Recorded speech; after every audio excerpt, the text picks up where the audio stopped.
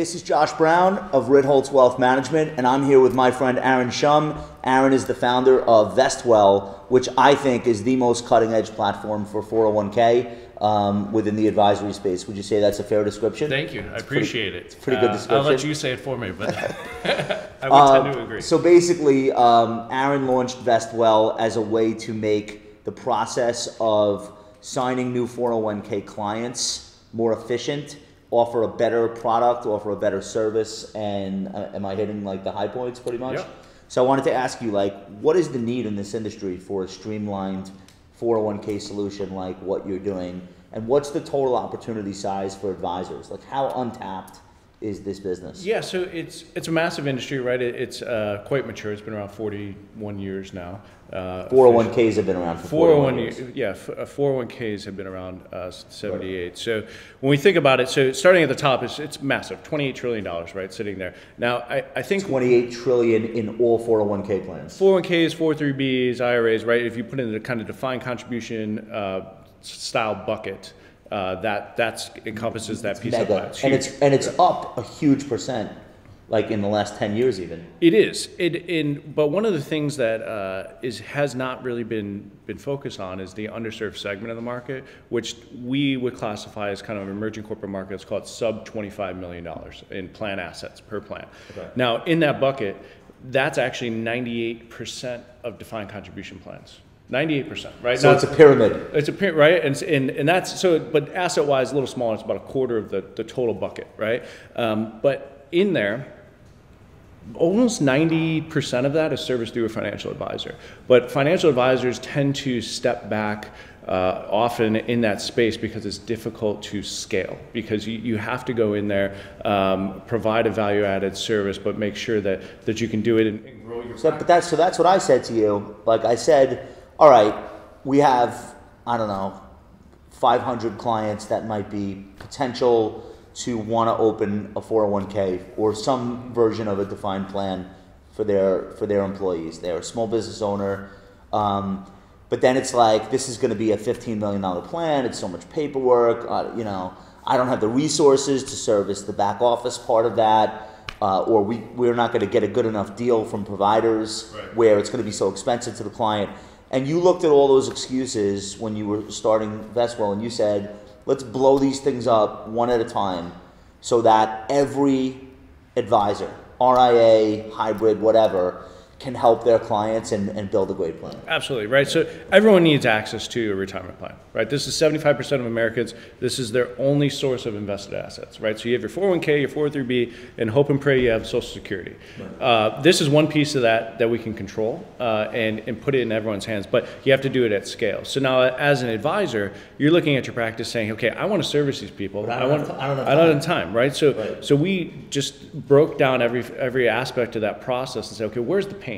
How do we streamline this, make it custom, configurable, but really use technology? Where is the pain? Onboarding? Like going one employee after another to get their paperwork filled out, signed, their portfolio allocated? Yes, yeah, that's the pain point. So it comes from multiple angles. So you have asset managers, DCIOs, right? The pain is getting models out there or products out there and then getting data back, right? So you understand who's actually accessing and using your products. So we open that up, right, and make it open architecture from an investment perspective, yet give that data to the asset management firm. As the advisor. Oh, so the fund companies that are on the Vestwell platform know which plans are using their products. Yes. Okay. Why is that important? Well, because you have to know what's working and what's not, and how you're going to continue to evolve your investment practice, okay, right, and what you're building out. So making sure that you're putting the right things in front of people. Now, at the advisor level, it's how do you price it out effectively, right? And then how do you design that plan, and then how do you onboard, right? Those we make 100% digital, put it in the hands of the advisory firm. We can help out too if people need it, and walk them through that process and take something that would be, you know, a week to a month long process and distill it down to a few minutes. So, okay, so that's a big time saving for the advisor that wants to go and pitch this business, has clients that are asking for it, right? Like a client with a law firm or a doctor's office. Hey, I can help you, and it's not a huge month-long thing. Absolutely. The clients, so either the clients are asking for it or you're going in and winning a prospective client and they have an existing plan sitting somewhere that you're looking at, you're saying, listen, I'm going to potentially assume this book of business and I'm not really comfortable with how it's being constructed, conflicted products, whatever may be there, right? Way too expensive. Too opaque, too many options, too few options. Right, exactly. So let's put something together, let's reshape this relationship, and stepping in as that advisor of the plan, you want to make sure you're doing what's best for your client, right? So let's change gears. Let's say the people watching this are business owners themselves, or employees that have enough influence to get a better plan in the firm they work at. Yep. What are the things, like off the top of your head, that they should be asking the advisor in the 401k process?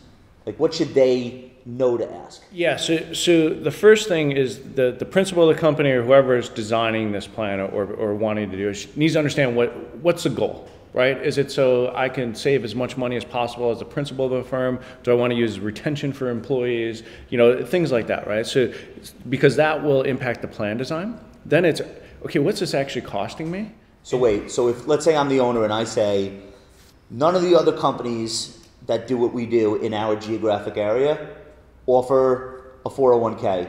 This is going to be a strategic tool for us to hire better people and retain them. So that would affect the design of the plan, because then you would say, okay, let's go with a very high employee match. Yes. Or something like, okay. Something like that, right? Or faster vesting and things like that, right? And younger. Our match here is 4%. Are we giving away too much? No, that's actually, it's pretty standard.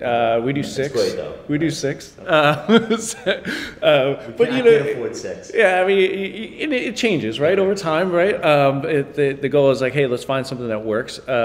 But then, so you want to put it in their hands. Then you have to understand what you're paying for, and you have to understand who's fiduciary. The lines get a little muddied, where you're like, hey, am I the fiduciary of the plan, or is meaning the owner of the business? The owner of the business, is the advisor stepping in? Is there a third party stepping in? Yeah. And then who's the investment manager fiduciary? Who's the administrative fiduciary? Who's the trustee?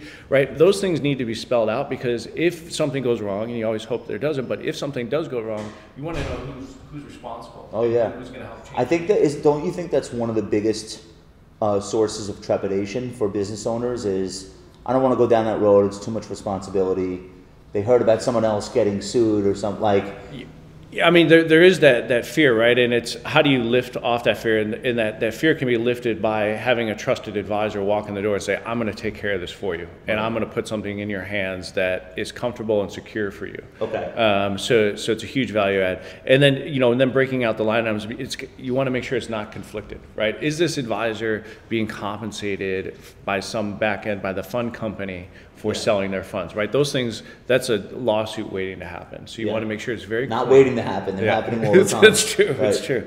I've read some stat. I think it's something like $17 billion in the last couple of years has been worth allocated. of awards. Yeah, awards, for these lawsuits. Right. So it's a lot of. You know what's funny? Like, advisors spend so much time worrying about whether or not they're obsolete or they're going to be technologically disrupted. This is an area that literally requires a financial advisor and a trusted fiduciary to shepherd a client through the process. It's almost undisruptible. Like, how many business owners are going to log on to a platform and set up their own 401k without speaking to a single human? No, absolutely. It is not something. Going to happen. ERISA is complicated, right? When you deal with that, and we have a lot of ERISA lawyers and law books in our office, right, and going through this, but you need someone to walk through that process. Even someone who's really, would you say financially literate and understands this stuff, it's still confusing, right?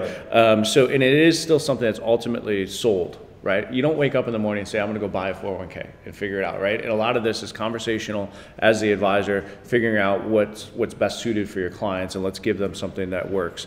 It's hugely important. And so now this is about using technology to change the conversation and drive the conversation in a custom way, but do it at scale, right? Where you're getting what you need, and you can wake up, you can log on, do what you need to do, but if you need to call someone and you want to walk through, you mean as the end user, like, as the company, like as the regular employee at a company, or the person at the company whose job it is to monitor this, having that software ability, so not everything is sitting on a 1-800 line waiting for someone to pick up. Exactly.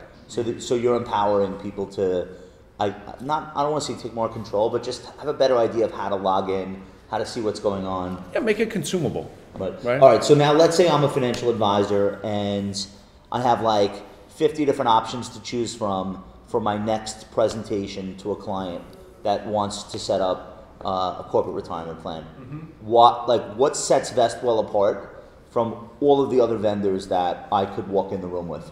So when you're doing besides how handsome you are, other than that, like, is it technology? That's not going to sell anything.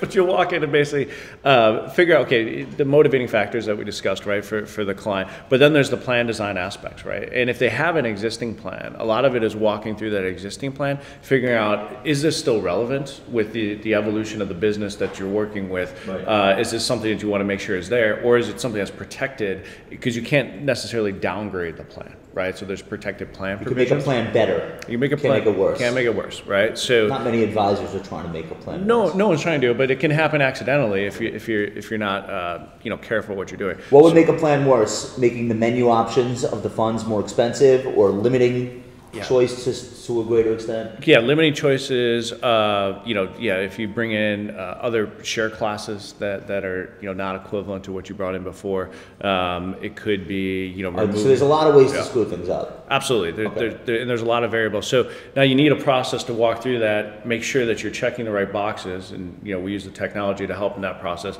and then highlight areas of where there could be changes made to help make this better. So important, right? And then the client's looking at you, the advisor, and saying, this looks better, I understand this. It's written in plain English, so someone, or Spanish, right. So you can understand what's actually there and walk through it and say, okay, I'm making the right decisions and I'm confident in the decisions that I'm making for my employees.